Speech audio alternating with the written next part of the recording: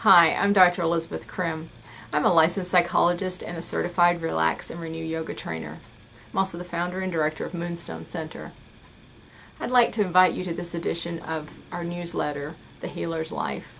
The Healer's Life is a newsletter that I write each month on behalf of myself and Moonstone Center, just to catch you up on what we're doing, what I'm doing, what's happening in the field, and it always has an attention to you as the individual who is the healer.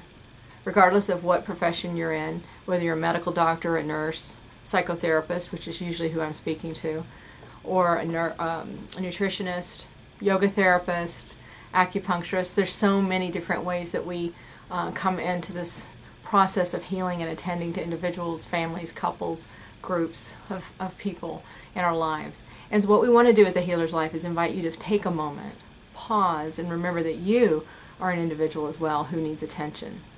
This last month we had a real rich opportunity to focus on that very specifically when Moonstone Center had our event, Restoring the Healer, exploring somatic transference and compassion fatigue.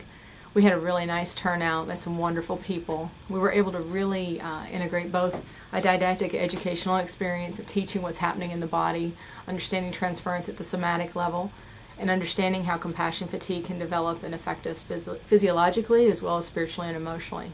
But we were also able to utilize some of the concepts and the practices and the asanas of yoga, specifically restorative yoga. And it was a very powerful day of both didactic and experiential that I think people found very profound, and our group discussion resulted in some really meaningful self-exploration and hopefully some restoration as well. Some of you listening to this may have attended that, and we thank you for coming and joining us that day. We encourage you also to invite others to come to our future events. The next one we've put on the schedule is Dancing the Transference. We're looking to do that in March of 2013.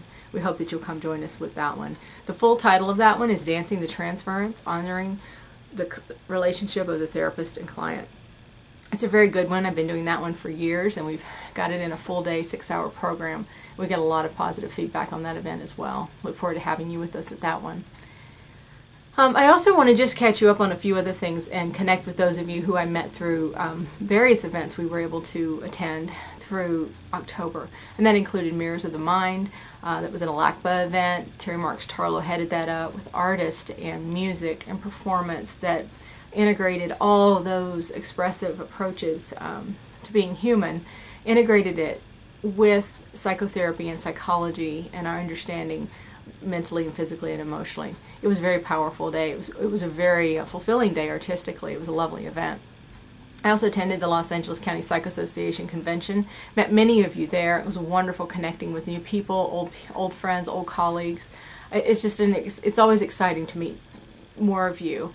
And we want to continue to connect with you, and we're continuing to work to find a way to improve and keep holding the space where you drop back and take care of yourself, even if it's getting continuing education units, that you're doing it in the context of self-care.